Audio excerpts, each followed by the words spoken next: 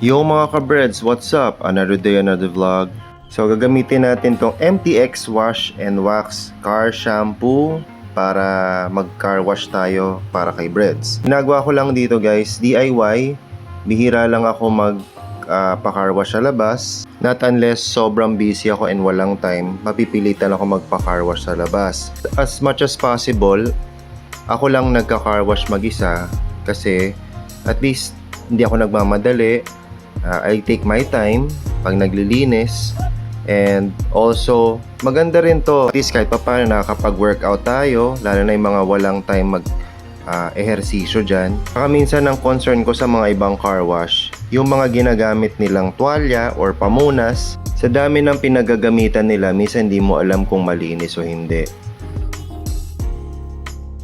Ayan, tinuloy ko na sa loob ng garage, dito ko napupunasan kasi habang nagka-car wash ako, biglang umulan. Nabasa rin ako, pati yung damit ko. So naghubad muna ako. Anyway, tutuloy natin tong punasan. And after this, a-applyan natin ang car wax. Speaking of car wax, New Finish ang gamit kong brand na pang car wax. Maganda to guys kasi gamit ko na to for the past 5 years. Gamit lang kayo ng malinis na microfiber towel and itong applicator na medyo basa. According kasi doon sa brand, nakalagay once a year lang yung polish. Pero ginagawa ko at least 2 to 3 times a year. Once every palit ng season, let's say before mag-summer or before mag-tag-ulan. Para mas protektahan yung ating paint. Dahil na sa harsh weathers ng climate natin. So ginagawa ko dito per panel ako. So start muna tayo sa hood. So kalahati muna ng hood para mapakita ko sa inyo kung kailan natin to pupunasan.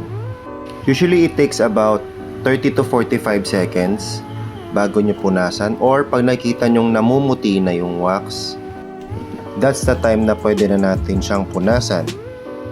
So in this case, medyo namumuti na yung wax, pwede na natin itong punasan using microfiber towel. Hindi lang ordinary microfiber towel, kailangan malinis siya. Walang mancha, walang dumi, walang stains. Or else, pwede natin ma-scratch yung paint. Light to medium pressure lang ang gagamitin natin. Huwag masyadong madiin kasi pwede rin magkaroon ng scratch yung pintura nyo. Pag pinupunasan nyo yung wax, just take your time. Make sure lahat nadaanan nyo and lahat natanggal nyo. So next naman, itong other half ng hood, applyan na natin siya ng New Finish wax. So again, hindi to paid advertisement. Nagustuhan ko lang talaga yung product kasi very effective siya and long lasting yung wax niya. Magandang applyan to ngayon guys, during rainy season. Kung napapansin nyo, this month of July and August, madalas nang umulan. So nakakasira to ng paint over time and nakakakupas ng paint. Isa to guys sa mga nakakalimutan ng car owners, pero napaka-essential at importanteng gawin. Kasi ang car paint natin, siya ang nagpoprotekta para hindi agad kalawangin or mabulok ang ating sasakyan. Like I said kanina, no, yung foam applicator, itong gamit ko, yung parang sponge. Medyo basain nyo lang ng konti para every time ilalagay natin yung wax, mas mag-spread out siya evenly. Ngayon, hintay ulit tayo ng 30 to 45 seconds, or tingnan nyo guys, daanan nyo ng daliri yung wax. Kapag sumasama na yung wax sa daliri nyo, ibig sabihin nun, pwede nyo na siyang punasan. So siguro yung waxing time nito, it will take you 1 hour to 1.5 hours. Depende na lang no kung mahaba yung pahinga niya or dire-diretso kayo magpunas. Kung mapapansin nyo guys, yung front bumper ko medyo kupas na dahil hindi pa ako nakapag-repaint nito simula nung nakipag-swap ako before. So let's see, no, pag may budget na ako this end of the year, mapa-retouch na natin to para palagyan din siya ng fresh coat of paint. So makikita nyo dito guys sa hood, mas kumikintab na siya, mas kumikinang na. Kahit papano lumalabas na ulit yung reflection niya. So ibig sabihin, nagagawa na niya yung purpose niya or objective na ma-repel niya yung harmful rays ng sun. So tapos na tayo sa hood, dito naman tayo sa doors. So again guys, gawin nyo siya per panel para hindi masyadong magstay yung wax sa paint ng kotse nyo. Kasi pag masyadong matagal naka-standby yung car wax sa paint ng kotse nyo, mas mahirap siyang tanggalin kasi mas nagiging madikit siya or sticky. Next naman guys, itong right fender. Lalagyan din natin ng wax. Lagyan na rin natin tong clearance lights para maprotektahan siya from fading and cracking. Iwasan nyo lang tong black linings niya para hindi mamuti. So ang waiting time nito is 30 to 45 seconds. So i-check natin ulit after 30 to 45 seconds. Ayan, medyo naghihiwalay na yung wax niya pag sinilat ko nung kamay ko.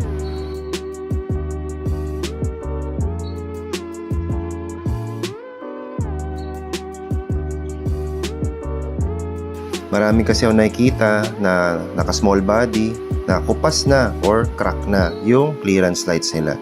So by applying a wax, makakatulong ito to preserve.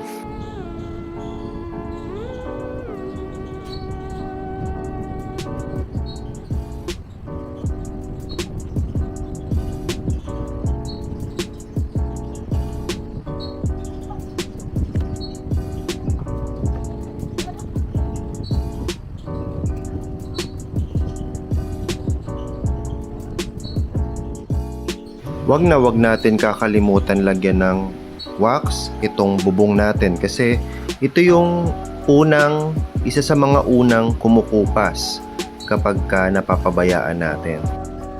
Dahil mas direct siya from sunlight, and at the same time, every time na umuulan, pagkatapos sa ulan, nagiging stagnant yung tubig sa bubong, and then maarawan, tapos hindi rin natin napupunasan agad.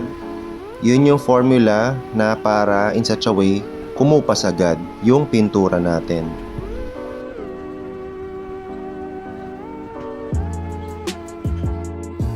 Tapos na tayo sa isang side. Ngayon babalik ta rin naman natin si Breads dahil medyo makitid yung garahe para din ma-applyan natin yung kabilang side.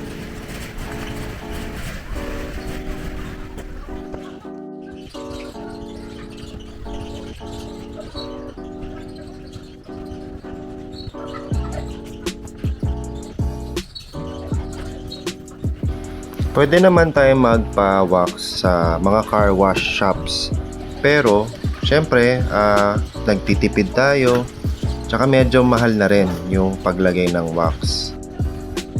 So, in-applyan na natin ng wax, yung clearance lights natin na made of plastic. Ngayon naman, lalagyan natin itong taillights natin na made of plastic din ng wax. So, like I said, iwasan nyo yung mga black linings or black trims na malagyan ng wax kasi mamumuti siya. So, dun lang sa kailangan natin applyan. So, maganda to guys. Makakatulong to mag-preserve ng plastic taillights natin and maiwasan magkaroon ng sun cracks. The next day. So, tamang-tama guys, umulan the following day ng umaga. And kung makita nyo guys, dito natin malalaman yung in-applyan natin na wax at kung ano yung effect niya sa sasakyan. So, kung makita nyo guys, nagre-rain dance lang yung hindi yung sasakyan na yung tubig ulan. And nagiging beads siya. So, ibig sabihin, na re-repel niya yung tubig sa paint natin para hindi manuot. And isa pang reason kasi bakit tayo naglalagay ng wax 2 to 3 times a year para ma-preserve yung top coat. Yun yung pinaka-protection para sa ating base coat. So, check naman natin tong bubong natin na mas prone sa pagkupas. So, ganyan na magiging itsura niya guys pagka nilagyan natin ng wax. Highly encourage ko na lagyan nyo rin yung wax sa inyo, mapa-vintage man yan o bago. Yung side doors, which is hindi naman masyadong prone sa kupas, pero much better lagyan na rin natin. Yung mga side pillars, importante din na lagyan natin. So, from side pillars, pati dito sa trunk, which is common din na makupas dahil direct siya from sunlight.